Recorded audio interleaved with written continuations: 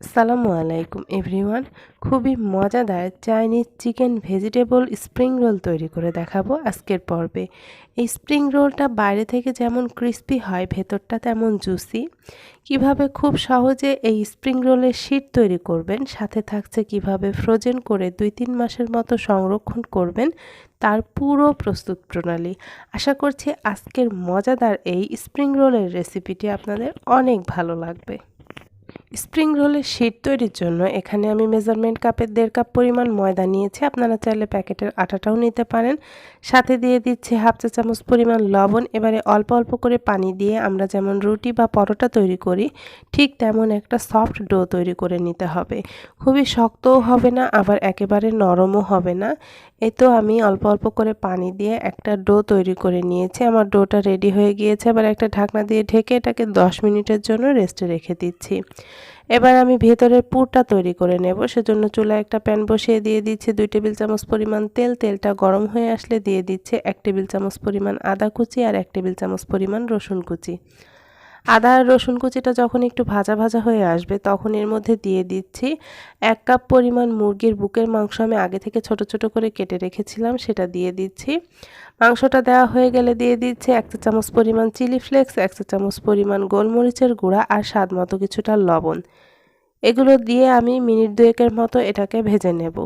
চিকেনটা যখন মিনিট 2-এর মতো ভাজা হয়ে আসবে, সে পর্যায়ে দিয়ে দিচ্ছি প্রায় 1.5 টেবিল চামচ পরিমাণ সয়া সস। সয়া সসটা দিয়েও একটু নাড়াচাড়া করে ভেজে নিচ্ছি।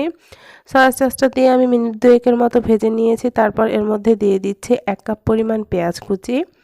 পেঁয়াজ কুচিটা দেওয়া হয়ে গেলে দিয়ে দিচ্ছি 4-5টার মতো কাঁচামরিচ কুচি। ঝালটা যে যেমন খাবেন সেই অনুযায়ী মরিচটা বাড়িয়ে বা কমিয়ে দেবেন। এখানে আমি কিছু সবজি নিয়েছি।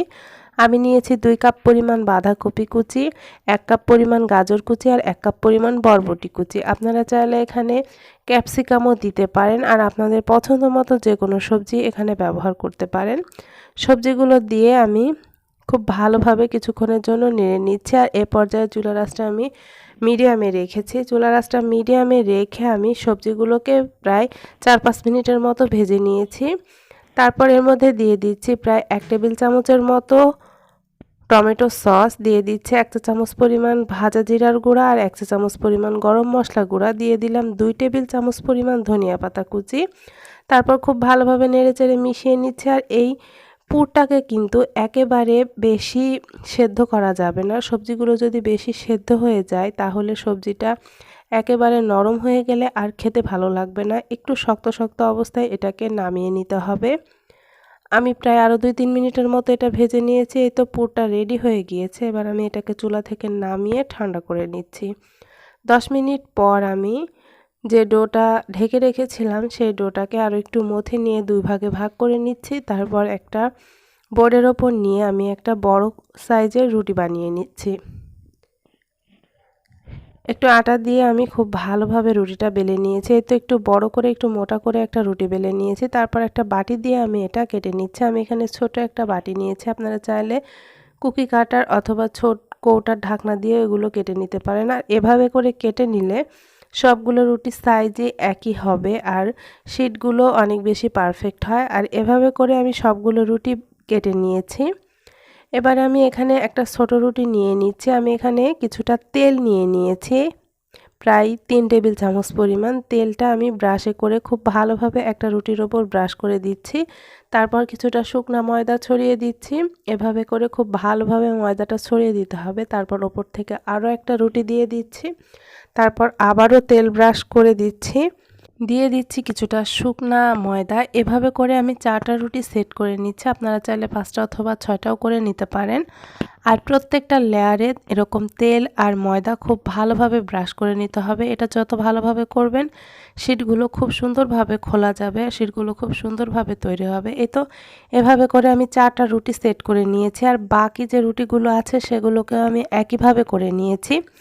এই তো 4টা রুটি আমি রেডি করে নিয়েছি। এবার আমি এগুলোকে বেলে নেব। আমি ট্রের ওপর একটু ময়দা ছিটিয়ে পাতলা করে একটা বড় রুটি বেলে নিচ্ছি। যতখানি পাতলা করে বেলা যায় চেষ্টা করবেন ততটুকু পাতলা করে বেলতে, তাহলে আপনাদের শিটগুলো অনেক বেশি পাতলা হবে। এই তো এভাবে করে একটু বড় করে আমি রুটিটা বানিয়ে নিয়েছি। রুটিটা বানানো হয়ে গেলে আমি চুলায় একটা তাওয়া বসিয়ে দিয়েছি। এবার তাওয়াটা গরম হয়ে আসলে আমি রুটিগুলোকে এপিট ওপিট করে একটু সেঁকে নেব। আমি প্রায় 40 সেকেন্ডের মতো এক পিঠ ছেঁকে নিয়েছি। তারপর আমি রুটিটাকে আবার উল্টিয়ে দিয়েছি। খুব বেশি রুটিটা ভাজা যাবে না, এক পিঠটা যখন একটু ভাজা হয়ে আসবে সে পর্যায়ে আমি এটাকে উল্টে নিচ্ছি।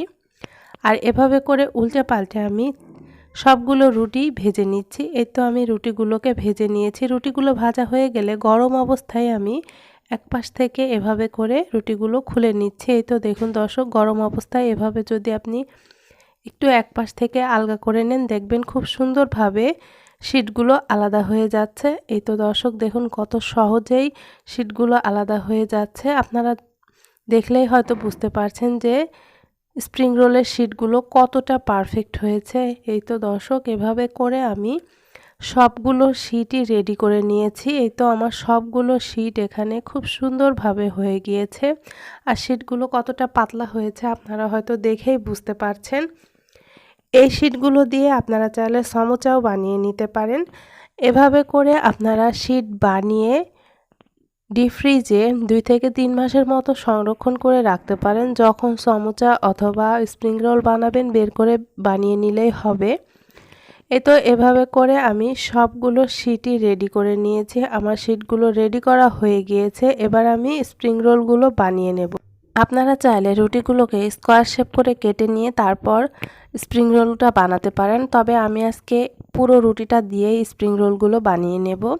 এই তো এখানে আমি রোলটা সিল করার জন্য 2 টেবিল চামচ পরিমাণ ময়দা নিয়েছি, সাথে আমি সামান্য একটু পানি দিয়ে একটা গ্লু তৈরি করে নিচ্ছি। এটা দিয়ে রোলগুলো খুব সুন্দরভাবে সিল করা যাবে, এটা আঠার কাজ করবে। এখানে আমি একটা রুটি নিয়ে নিয়েছি, তারপর যে পুরটা তৈরি করে রেখেছিলাম সেই পুরটা দিয়ে দিচ্ছি। পুরটা আমি মাঝ বরাবর দিয়ে দিচ্ছি, আর আপনারা আপনাদের পছন্দ মতো কম বা বেশি করে পুরটা দেবেন। এবার 4 সাইডে আমি যে গ্লুটা তৈরি করে রেখেছিলাম সেই গ্লুটা দিয়ে দিচ্ছি। এই তো এভাবে করে তারপর আমি 2 সাইড থেকে এভাবে করে নিয়ে রোলটা তৈরি করে নিচ্ছি। দর্শক আপনারা একটু খেয়াল করলে বুঝতে পারবেন যে আমি কিভাবে রোলটা তৈরি করে নিয়েছি। এভাবে করে আমি একটু চেপে রোলটা তৈরি করে নেব, আর একটু টাইট করে রোলটা তৈরি করে নেবেন, তাহলে দেখা যাবে ভাজার পর রোলটা দেখতে অনেক বেশি ভালো লাগবে।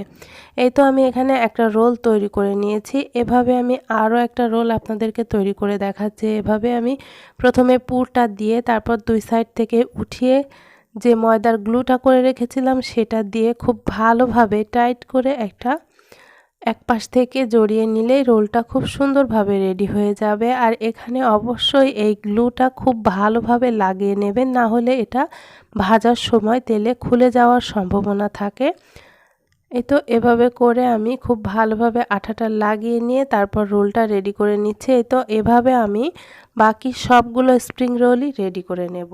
এই তো এভাবে আমি সবগুলো স্প্রিং রোলই রেডি করে নিয়েছি। আপনারা যদি এগুলো সংরক্ষণ করতে চান তাহলে কোনো জিপলক ব্যাগ অথবা এয়ারটাইট বক্সে ভরে 2 থেকে 3 মাসের মতো এটাকে সংরক্ষণ করে খেতে পারেন। জাস্ট 20 মিনিট আগে বের করে ভেজে নিলেই হবে। আমি এখানে কিছুটা সংরক্ষণ করব আর কিছুটা ভেজে নেব, সেজন্য চুলায় আগে থেকে তেল গরম বসিয়ে দিয়েছি। তেলটা যখন হালকা গরম হয়ে আসবে সে পর্যায়ে আমি রোলগুলো দিয়ে দিচ্ছি। আর একেবারে অনেক বেশি গরম তেলে রোলটা দেওয়া যাবে না, তাহলে রোলটা কিন্তু ক্রিস্পি হবে না। এবারে চুলার আঁচটা মিডিয়ামে রেখে আমি রোলগুলোকে এপিট ওপিট করে ভেজে নেব। এটা কিন্তু হাই হিটে ভাজা যাবে না, তাহলে এটা বাইরেটা ক্রিস্পি হবে না। আমি একটু সময় নিয়ে উল্টে পাল্টে রোলগুলোকে খুব সুন্দরভাবে ভেজে নিয়েছি। তো খুব সুন্দর একটা গোল্ডেন কালার চলে এসেছে। এবার আমি এটাকে তেল থেকে উঠিয়ে নিচ্ছি, আর বাকি যে রোলগুলো রয়েছে সেগুলোকেও আমি একইভাবে ভেজে নেব। এই তো দর্শক, ভীষণ মজাদার চিকেন ভেজিটেবল স্প্রিং রোল পুরোপুরি রেডি। বাইরেটা অনেক ক্রিস্পি আর ভেতরটা তেমনই সফট আর জুসি। আশা করছি আজকের মজাদার এই স্প্রিং রোলের রেসিপিটি আপনাদের ভালো লেগেছে। ভালো লাগলে লাইক, কমেন্ট এবং শেয়ার করতে ভুলবেন না। সবাই ভালো থাকবেন, সুস্থ থাকবেন। আগামীতে আবারও আপনাদের সাথে দেখা হবে নতুন কোনো রেসিপি নিয়ে। সে পর্যন্ত সবাইকে আল্লাহ হাফেজ।